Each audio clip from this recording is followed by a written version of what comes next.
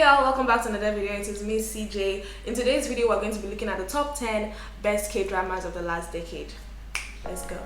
2011 had a couple of classic dramas if you think about it. You see, by this time, K-dramas were getting popular in Nigeria. There was a rave, but let's say 50 to 60% of people were not really watching K-dramas, which meant that some gems that were released this year were not seen this year. They were seen the following year, but definitely this was the year for City Hunter. It was like a sequel to Boys Over Flowers, so most people were watching because of Lee Min-ho, but it had great action scenes, you can't deny that. But I also have to give it to Heartstrings for providing one of the best OSTs for the year, which brings me to the next year, 2012.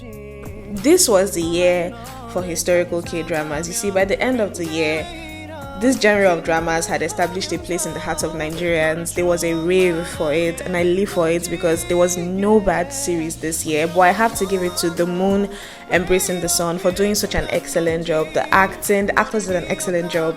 The script writing, everything about this movie is so damn good. We have to give it to them. I mean, it won an award, so yes, this was the movie for the year. 2013. You see, some of the series that came out this year did not get as much traction as they should have this year. Actually, they got more popular by the following year. But we have to say that this year actually had pretty good dramas. It was hard to decide, but we have to give it to The Hairs. The premise of this movie is not really new, but the execution of it, I would say, was pretty good. I mean, it got you hooked. So yes, The Hairs. 2014. This was the year for rom-coms. By the time the year ended, it was pretty hard to look back and pick just one because there were a good number of them. There were good storylines, great acting. It was just a competitive year for K-dramas. But if we had to go back and pick just one, we have to pick My Love from Another Star. It ended in 2014, and by the time the last episode had ended, everybody went wild. 2015. The dramas that came out this year were not so popular internationally. In fact, one could argue that people rarely saw the dramas that came out this year. They were still watching the ones from the previous year, but we have to give it to Kill Me, Heal Me for being excellent. Everything about this movie was downright good. 잡아봐. 2016. This was a very competitive year for K-dramas, if I must say. Every drama that aired this year was good, and it was doing really well internationally. It was back to back to back. You can't just even put your hands and say only one drama was the best. But if we have to give it to anyone, we have to give it to Descendants of the Sun, because this drama blew everyone's mind. By the time the last episode had aired, international fans were going wild. 2017. The previous year was still rubbing off on this year. People were still in their feelings. The dramas from last year were still in people's mouths. One was still airing, and that is why we have to give it to Goblin, because this drama was the ish. It was everything and more.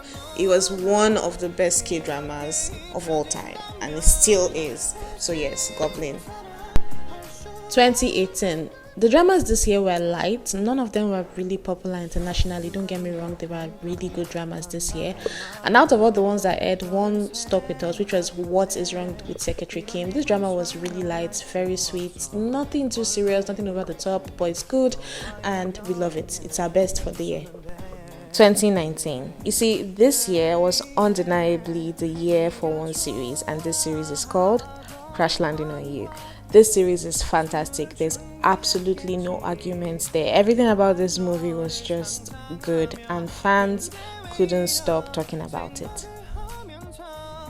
2020. Pandemic or no pandemic, K-dramas brought their A game. Every series this year was a hit, back to back. It's actually hard to pick just one, but if we must, we'll have to go with It's Okay Not to Be Okay. The general concept of this movie is fresh and it's something we haven't really seen, and the execution is done so well. It's really hard not to give it the best drama of the year. 2021. I know the year isn't over, so whatever I'm about to say now is still subject to change. In fact, if you asked me this question a couple of weeks ago, I most likely would have said something different. But as it stands now, there's just one drama that is causing all the rave, and that drama is called Squid Game. This drama is doing so well internationally. In fact, it's hard to place any drama above it for now. I would argue Vincenzo, but for now, we'll say Squid Game.